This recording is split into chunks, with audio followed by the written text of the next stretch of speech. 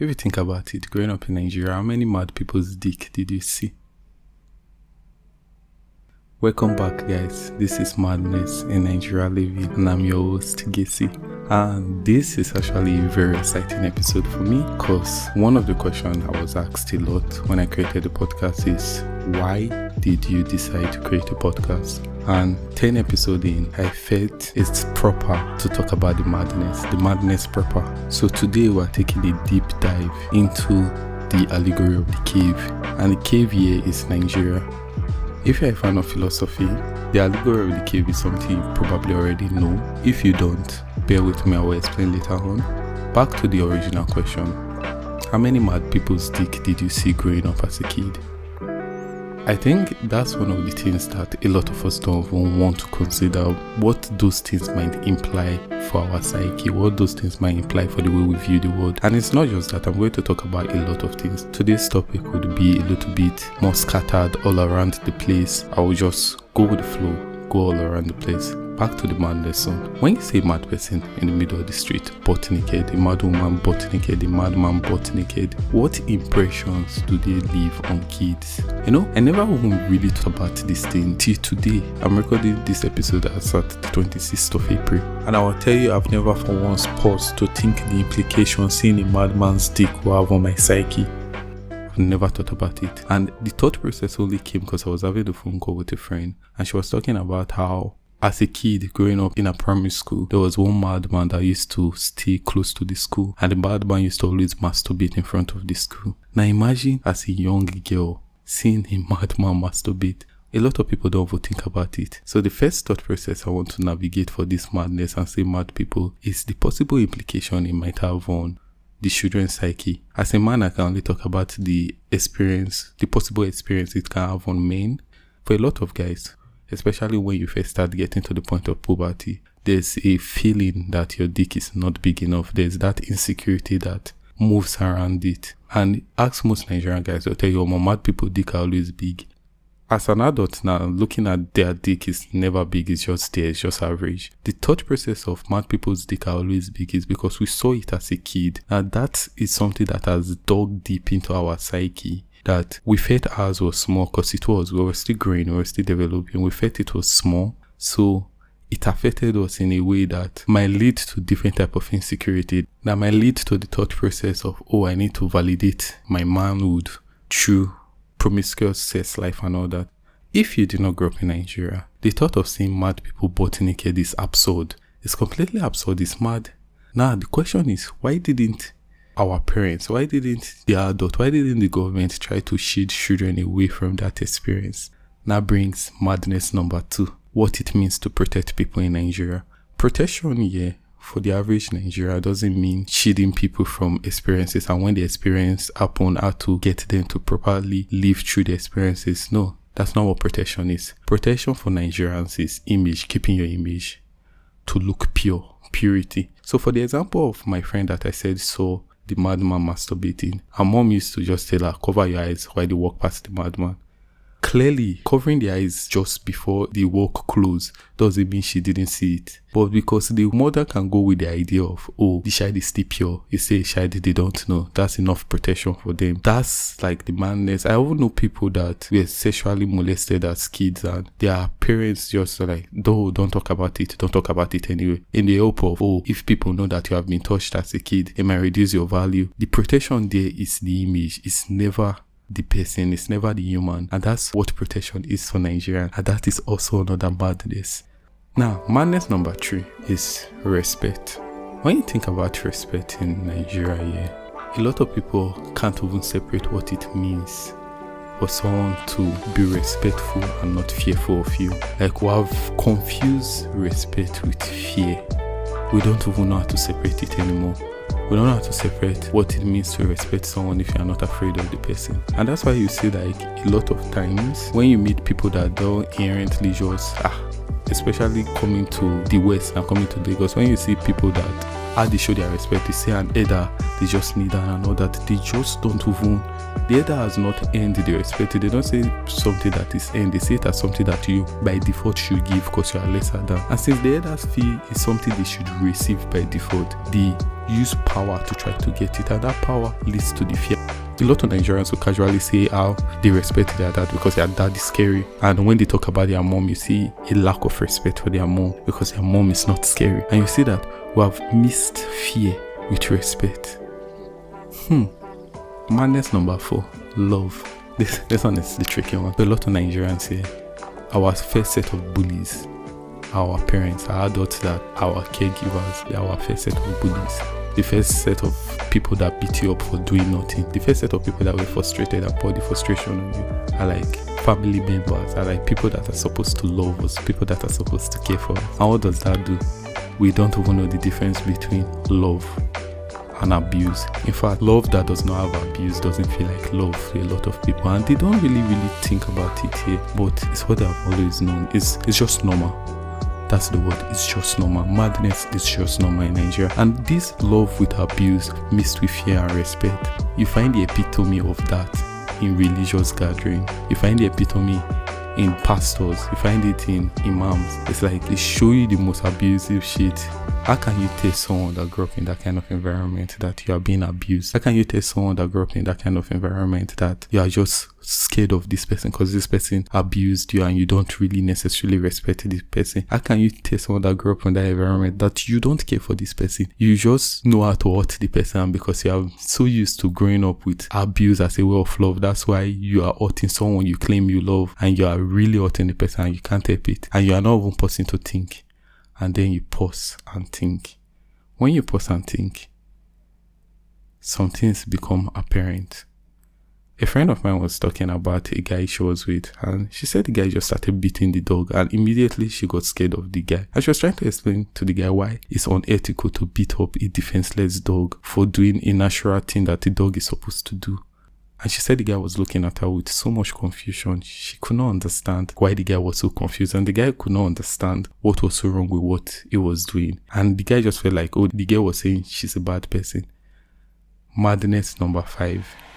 We are victims, but we don't know we are. We are victims of a system that dehumanizes us. We are victims of a system that has stripped away every sanity left from us. And then we are left empty, internalizing every other thing the system force feed us, because the system dehumanizes us in a way that makes us insane. And that's why when you grow up in this kind of system, it's very difficult. It's very difficult for you to hear that, oh, this thing is not normal, or it wasn't normal for you to get beaten for doing the least. It wasn't normal for you to get harassed in a way that you did. Like, you go to school then wearing tight trousers. Our teachers will come, apart from beating us, they'll carry scissors, cut the trouser, cut it. And that's harassment, that's abuse. But it's normal. And that's why you see online, if you go through the comment section, anything that becomes popular from Nigeria, that becomes popular at a global scale, you see a lot of foreigners talking about how that thing is abuse. And it's like, okay, but it's normal. Like, it's normal in Nigeria. It's normal for this to happen. It's normal for... And it's like, yeah, it's normal because we live in a mad society and we have normalized the madness. Our sanity was stripped away from us. Now what does this mean? That's where the allegory of the cave comes in. The allegory of the cave is an allegory by Socrates. Plato was the one who communicated it. So technically an allegory by Plato. And the story goes something like this. There's a prison. In the prison, there are prisoners that have been there their whole life. The prison is in a cave that doesn't have light. The prisoners are chained to a wall, and in the wall, all they can see is shadows casted by people that are not in the prison, that they just walk from the outside. They see the shadow casting on the wall. So they just see these things dancing on the wall. And that's what they have always known. They did not know there's an outside world. They have always known the cave. Now, somehow one of the prisoners left the prison, and on leaving the cave, the first thing he realized was the cultural shock. Not cultural shock, was the shock of the light blinding them. And after their eyes adapt to the light and they start seeing the real world, they start seeing the real form, they start seeing what was casting the shadow as opposed to the shadow, they were amazed, and they went back to the prison to try to communicate the real word to the prisoners, and the prisoners could not understand what they were saying. The prisoners saw them to be mad. Yeah, I took creative liberty while retelling the story of the allegory of the cave, but that's basically the idea. And that's where Nigeria is. Nigeria is the cave. A lot of things that we see as the real world, that we see as normal, is very questionable from multiple ethical viewpoints. And when you have been lucky enough to experience something else, something led to you experiencing it, might be you made a new set of friends and you start seeing things that are questionable. There's the cultural shock phase. Then after the cultural shock, when you go back home, when you start talking to your old friends, you start seeing the disconnect. The ones that see you as condescending, the ones that see you as mad, are you seeing them as naive? That disconnect. How can we create a bridge? How can we understand that as a 7-year-old seeing a dead body that was killed for stealing 100 naira in the market makes no sense? How can we communicate that to people who feel like, oh, your parents abused you, beat you up the whole time, but you're supposed to just forgive them and take care of them because they at least gave birth to you now? How can we communicate this? And if you immediately hear this thing and you're feeling triggered by it, why are you feeling triggered by it? Have you paused to think the stronghold this might be? When you think about all these things, you start seeing how deep our madness is. Let your madness shine, and there was Nigeria. Like, if there was a Bible verse of how Nigeria was created, it probably would go, and let there be madness, and there was Nigeria. It is so deep, so deeply ingrained in us, that a lot of things are so normalized. And if, like me, you have been lucky enough to relocate to a different place, you start seeing different variation to the madness. Eventually, you stay long enough and you stop seeing the madness. When I first came to Lagos, something I've always complained about was how loud the Lagosians are. They talk too loud. I knew eventually myself would start talking very loud. And it's crazy that to me, I actually talk very loud now. But to a lot of Lagosians, I don't talk loud. That's not even the maddest thing. No? One of the maddest things I saw when I came to Lagos was how people cross the road. They are always in a hurry to cross the road. They run. At first, it was like, oh, there are a lot of cars. There was one day I was going somewhere and the road was free. And I saw people trying to cross the road and they were still running. Why? The road is free. Take your time. Where are you running to? That thing stood out to me. It was pure madness. But I've stayed in Lagos long enough that when I see it these days, it doesn't really stand out to me. I still see it as madness, but it doesn't really stand out to me. But now I understand. I understand why they do it. The previous episode, hopefully I will upload it in the order I recorded it, because I'm intending for this to be episode 10. So the previous episode, we'll talk about the over-reliance on a particular tool. Now, understanding this over-reliance is on madness, you see why society remains mad. Now, I'm not saying don't punish your kids. So I'm saying there are different ways you can punish someone. There are different ways you can train a kid. But when you are overly reliant on the one you have known, just beat the kid. And worse, they don't communicate why they beat the kid up. The kid does something wrong. They beat the kid up. All those kind of things will make the kid confuse what discipline is supposed to be. Because if you are trying to discipline someone, the idea is to make the person understand what makes that thing inherently wrong. So that if it's something that is wrong in a particular context, they'll also understand that this thing can be right in a different context. But when we grow up in a society that is overly reliant on just the beating and not the communication, you find it difficult for people to unlearn it. They just keep on reliving the madness. I'm part of the lucky few that had parents that would communicate. First of all, they hardly beat me up growing up. Then secondly, my parents would always communicate why they were doing it when they were doing it. I can vividly remember the first time my dad beat me up and what happened. I think I was in primary 1, primary 2 at the time. The money they gave me for offering, I went to use it to buy a sweet.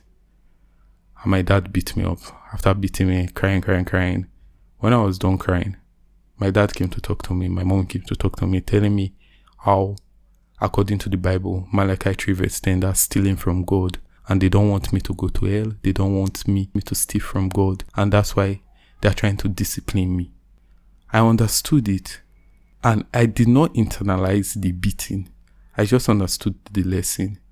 Seeing that I can be disciplined with understanding the full context of it, it removes the long-lasting effect, because psychologists will always tell you it's not the traumatic event that is the problem.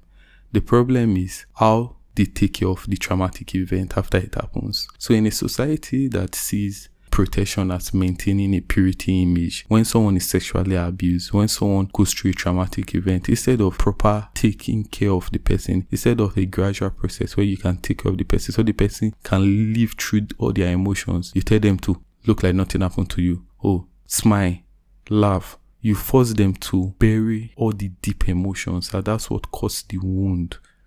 When we are overly reliant on what we have always known, we start seeing patterns. You see a lot of parents. I think I love the age I'm in right now. I can talk to parents that have children that are like teenagers now, and you see that when you talk to them, some of them will talk about how they find it difficult to talk to their siblings. They find it difficult to talk to their parents, and they are training their children in the same way their parents trained them.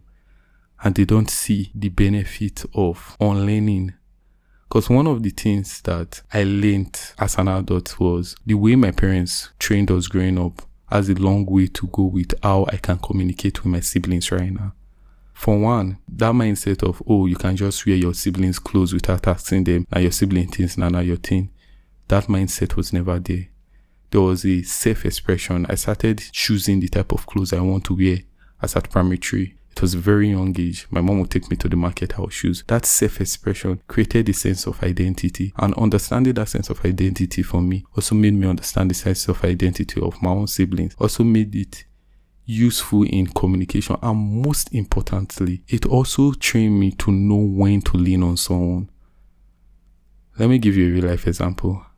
I'm sorry to my beloved sister. I don't know if she will be okay with me sharing this, but there was one time she wanted to go to a particular office to get some documents signed and cleared, and she wanted me to follow her. And I was like, what happened to this, my cousin? You are closer to this person normally. Why can't both of you go? Look at what she said. She said, I am more diplomatic, that she knows she's at fault. If I go there, I can sweet talk the person. But that my cousin is more fight type. That if she's going for a battle, she knows she's in her right. That's the person she will carry. And that's the kind of reliance that creates a kind of bond between family members. You know, when it comes to a particular thing, I can rely on this person because I know the strength and weakness of this person. You can only learn this when you learn your own identity at a young age. You know where the identity of your parents ends. You know where the identity of your religion ends. You know where this is what I like. I like this type of music. I like this type of movies. Oh, my sister like this type of thing. My brother like this type of thing. From a very young age, you learn to live with the differences. And when you learn to live with the differences, it's easy for you to integrate with the rest of the world. It's easy for you to meet people from various backgrounds because you understand the intricacies of idiosyncrasy, intricacy of individuality. When you understand that thing, it makes you see the world in a different light. Each person you meet is a new experience, it's a new story to tell you. Learn, you unlearn. But when you don't unlearn the first basis here, which is how you grew up, how your parents trained you, you see that the closeness you have with your siblings was forced. It was forced in a way of, oh, you guys are siblings, so you guys are supposed to be friends, you guys are supposed to be close. You don't know these people, they don't know you. When you guys become adult, there's no incentive, there's no reason for you to communicate with these people because they are basically strangers to you. Now, for your parents that trained you on love is basically abuse and respect is basically fear, you get to a point that you are one of two case scenario. Stockholm syndrome of you are forced to love them because your abusers have that hold on you, or you free yourself from the abuse and you don't see a reason to be talking to them again. You cut yourself off. We can't keep living like this. We can't keep going through society like this. If we always look away from the fact that these things exist, it's difficult for us to grow as an individual. And I will always say the individuals make up the society. So how can you remedy being in a cave? Or better still, how can you that have left the cave communicate to someone that is still in the cave? Patience, empathy and love. A lot of Nigerians don't know how to show empathy. You learn something quick if the other person did not learn it quick. Either ignore them, or if you're in a position to beat them, you beat them. Why? Our parents, our teachers, that's how they taught us. But we have to learn empathy. We have to understand that different people have different strengths and weaknesses. And when you show the patience, they are more likely to see your own viewpoint. They are not more likely to unlearn. And that's it. We just have to be patient with one another. We have to be patient with ourselves. We have to slowly unlearn. We have to show empathy to others.